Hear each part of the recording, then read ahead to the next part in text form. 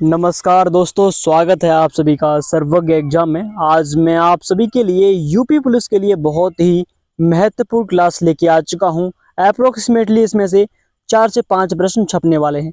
तो पहला प्रश्न आप सभी के सामने है, बहुत ही महत्वपूर्ण प्रश्न है। उत्तर प्रदेश को पूर्व यानी कि पहले किस नाम से जानते थे? तो याद रखना है, इसका करेक्ट आंसर है यूनाइटेड प्रोविंस। यानी कि पहले उत्तर प्रदेश को यूनाइटेड प्रोविंस कहते थे अंग्रेजों के समय में। ठीक है, अगला प्रश्न है आप सभी के सामने, प्रश्न नंबर 2। उत्तर प्रदेश राज्य एक्ट पर गवर्नर जनरल द्वारा कब हस्ताक्षर किए गए थे? तो याद रखना है, बहुत ही इंपोर्टेंट प्रश्न है। 7 दिसंबर 1947, ऑप्शन नंबर 1 करेक्ट है। ठीक है, अब आगे जो प्रश्न आने वाले हैं बहुत ही महत्वपूर्ण रहने वाले हैं यूपी पुलिस के लिए। देखिए, प्रश्न नंबर देखते हैं 3। उत्तर प्रदेश पंचायत राज संशोधन अधिनियम कब पारित किया गया था? तो बहुत ही प्रसिद्ध प्रश्न है ये। 1994 कब सर? 1994 में जो उत्तर प्रदेश पंचायत राज संशोधन एक्ट है वो जारी किया गया था। अगला देखते हैं प्रश्न नंबर 4।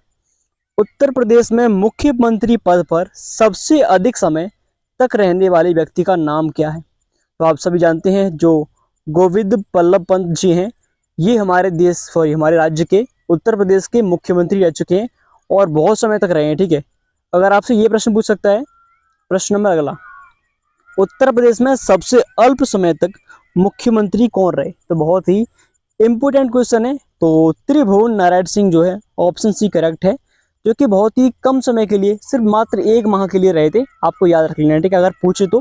प्रश्न नंबर देखते हैं नेक्स्ट। उत्तर प्रदेश मुख्यमंत्री की नियुक्ति कौन करता है? प्रधानमंत्री, संसद, मुख्य न्यायाधीश, राज्यपाल। तो याद रखना है, जो राज्यपाल है मुख्यमंत्री की नियुक्ति करता है। अगले प्रश्न की ओर आगे बढ़ते हैं, प्रश्न नंबर नेक्स्ट। उत्तर प्रदेश में राज्यपाल की नियुक्ति कौन करता है? तो अगर राज्यपाल की बात करें तो उन्हें करता है राष्ट्रपति। कौन सा? राष्ट्रपति। तो ऑप्शन डी एकदम करेक्ट है, राष्ट्रपति राज्यपाल की नियुक्ति करता है। प्रश्न नंबर 8 देखते हैं। उत्तर प्रदेश में स्थानीय स्वायत्त शासन का ढांचा किस प्रकार का है? तो याद रखना है, वो है त्रिस्तरीय। अगर पूछे ढांचा किस तरीके का है उत्तर प्रदेश में, तो कैसा है? त्रिस्तरीय। अगले प्रश्न की ओर आगे बढ़ते हैं। उत्तर प्रदेश में विधानसभा को भंग करने का अधिकार किसे है? तो याद रखना है, राज्यपाल को ही इसका अधिकार है विधानसभा को भंग करने का। अगला देखते हैं प्रश्न नंबर नेक्स्ट।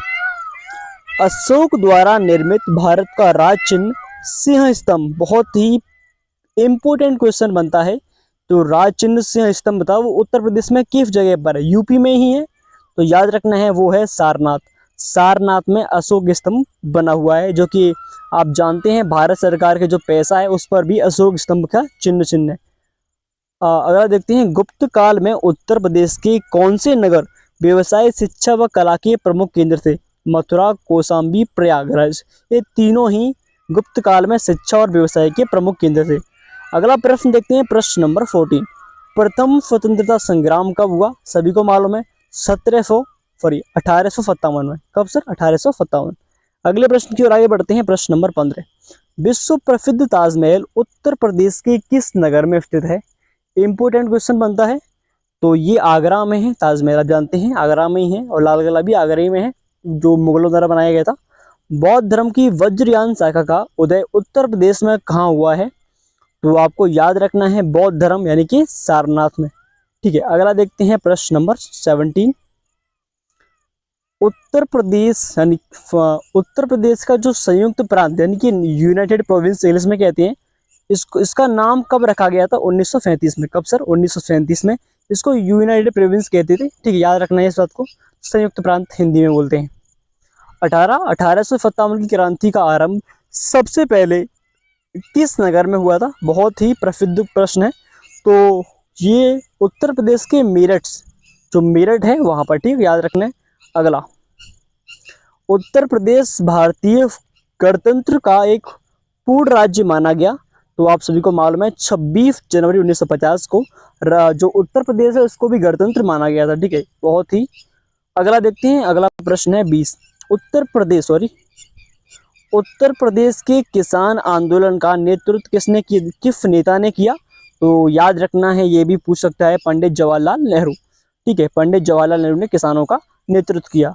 अगला है, उत्तर प्रदेश में काकोरी षड्यंत्र जो कांड हुआ था वो कहाँ हुआ था, यानी सन कौन सी थी, तो याद रखना है 9 अगस्त 1925 को उत्तर प्रदेश में जो काकोरी एक जगह है जो कि लखनऊ और कानपुर के बीच में, वहाँ पर ये डकैती हुई थी। अगला प्रश्न देखते हैं, उत्तर प्रदेश में चंदावर का प्रसिद्ध युद्ध कब हुआ था, तो 1194 में। 1194 में चंदावर का युद्ध हुआ था, कहाँ पर, उत्तर प्रदेश में। ये भी पूछ सकता है क्योंकि उत्तर प्रदेश से जुड़ा है। उत्तर प्रदेश में खानवा का प्रसिद्ध युद्ध कब हुआ था, तो याद रखना है आपको, जो खानवा का युद्ध 1527 यानी कि 1527 में खानवा का युद्ध हुआ था, कहाँ पर, उत्तर प्रदेश में हुआ था। इंपोर्टेंट याद रख लेना, ठीक है। अगला प्रश्न देखते हैं, प्रश्न नंबर 24, उत्तर प्रदेश के आगरा नगर पर बाबर ने कब अधिकार किया था। अगर अधिकार की बात करें तो 1526 में। यूपी में जो आगरा जिला है उस पर, जहाँ पर ताजमहल है, आगरा का लाल किला भी है, और वहाँ पर उसने अधिकार किया था, ठीक है। अगला देखते हैं प्रश्न नंबर, उत्तर प्रदेश में सामूगढ़ का प्रसिद्ध युद्ध कब हुआ था, तो याद रखना है जो सामूगढ़ का युद्ध हुआ था 1658 ईस्वी में। ऑप्शन नंबर सी करेक्ट है, ठीक है। अगले प्रश्न की ओर आगे बढ़ते हैं, प्रश्न नंबर 26, उत्तर प्रदेश में प्रसिद्ध बुलंद दरवाजा कहाँ स्थित है, तो अगर बुलंद दरवाजा पहले ही पूछा गया है, जो कहाँ पर है, फतेहपुर सीकरी में है, इसको भी याद रखना है, ठीक है। प्रश्न नंबर देखते हैं 27, उत्तर प्रदेश में जो चौखंडी स्तूप बना है वो कहाँ पर है, इसको भी याद रखना है, ये बना है हमारा सारनाथ में, ठीक है। अगला प्रश्न आप सभी के सामने है, उत्तर प्रदेश में अयोध्या में स्थित शिलालेख किस काल का है, तो ये संगु काल का है। जब संगु काल की जो राजा रहते थे, निवास करते थे, शासन करते थे, उस टाइम पर ये शिलालेख कहाँ पर, अयोध्या में है, ठीक है। अगला है, उत्तर प्रदेश में मुगल कालीन लाल किला कहाँ पर है, मैंने भी आपसे कहा था जो आगरा में भी एक लाल किला है, आप देख सकते हैं। अगला, उत्तर प्रदेश के मथुरा नगर में किस शासक का स्तंभ लेख स्थित था, पर है। अगर मथुरा की बात करें तो वहां पर अशोक का है, अशोक का शिलालेख बना हुआ है, ठीक है। अगला प्रश्न है, उत्तर प्रदेश का सूक्ष्म यंत्र बनाने का प्रमुख औद्योगिक केंद्र कौन सा है, तो आपको याद रखना है वो है लखनऊ। क्या है सर, लखनऊ सूक्ष्म यंत्र बनाने का जो प्रमुख औद्योगिक केंद्र है।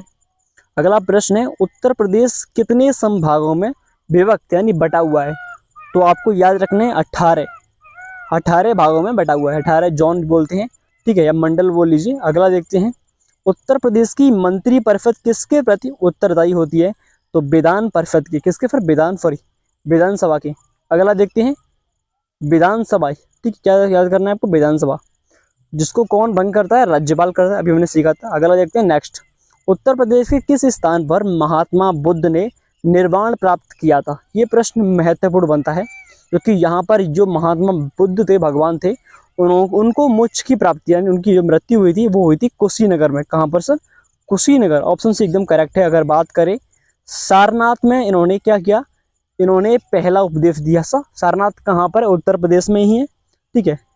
और सर्वाधिक पूछे कि सर्वाधिक उपदेश कहाँ, तो श्रावस्ती में, ठीक है। अगला प्रश्न देखते हैं, प्रश्न नंबर नेक्स्ट, प्रसिद्ध दशावतार मंदिर उत्तर प्रदेश में कहाँ पर है, तो देवगढ़ में। कहाँ पर, देवगढ़ में। जो प्रसिद्ध 10 अवतार मंदिर है वो कहाँ है, देवगढ़, उत्तर प्रदेश में। अगला है, उत्तर प्रदेश के प्रसिद्ध संगीतज्ञ स्वामी हरिदास किस मुगल शासक के समकालीन थे, तो उनका नाम है अकबर। अकबर के समकालीन कौन थे, प्रसिद्ध स्वामी हरिदास।